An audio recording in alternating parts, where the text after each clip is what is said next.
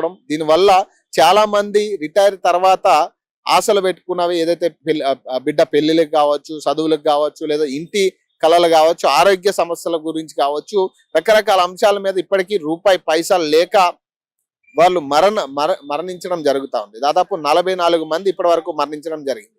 So అలాగే Komatireddy Venkatareddy versus IAS అధికారికి సంబంధించి ఒక ఏదైతే ఇటీవల జరిగిన వార్తల్లో వచ్చిన విషయాలు ఉన్నాయో దీనికి సంబంధించి ఐఏఎస్ అధికారులు శివధర్ రెడ్డి గారు లాంటి వాళ్ళు కావచ్చు,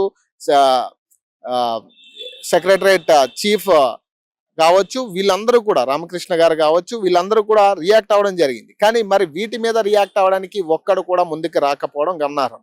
సో ఈ పాయింట్ మీద ఆయన ఈ రోజు మాట్లాడడం జరిగింది. ఒకసారి ఆయన ప్రెస్ మీట్ లో ఏం మాట్లాడుతున్నారో ఒకసారి చూద్దాం. ఈ రోజు ఉమ్మడి ఆంధ్రప్రదేశ్ లో భోగి మంటలు మండుతా ఉంటే మన తెలంగాణలో మాత్రం చిట్టి మంటలు మండుతా ఉన్నాయి. ఈ రోజు 44వ రిటైర్డ్ అయిన ఉద్యోగి ఈరోజు ఐలయ్య గారు, వరంగల్ రిటైర్డ్ టీచర్ ఒక ఆయన చనిపోయింది. ఈరోజు నిన్నటి దినాన 5 అన్నట్టు నూతన సంవత్సరం ఏర్పడిన తర్వాత ఇంకా 2 చనిపోయినారు. నూతన సంవత్సరానికి ముందు 42 మంది చచ్చిపోయినారు.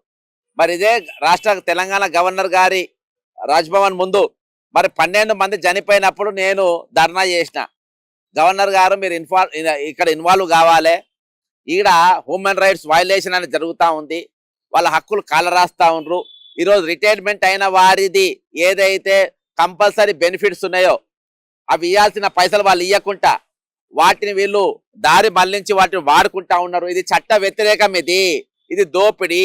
దీంట్లో పాల్గొన్న వాళ్ళందరూ జైలుకు పోవాలి, including chief minister, finance minister, chief secretary, finance secretary, ఈ 4 కూడా జైలుకు పోవాలి. ఈ రోజు కమిటెడ్ ఎక్స్పెండిచర్ ఏదైతే ఉందో దాన్ని వాడుకోవడానికి లేదు. దాని పూర్తి వివరాలు ఈ రోజు నేను గవర్నర్ గారికి మరొకసారి ఇవ్వబోతున్నా. గవర్నర్ కుర్చీ అంటే ఇక్కడ హ్యూమన్ రైట్స్ వైలేషన్ జరిగినప్పుడు రాజ్యాంగాన్ని ఎప్పుడైతే దాని యొక్క ఎసెన్స్ లో కాలరాస్తున్నప్పుడు గవర్నర్ గారు ఇన్వాల్వ్ కావాల్సిన అవసరం ఉంది. అది కేవలము అదొక పదవి కాదు, అది బాధ్యత గల పదవి.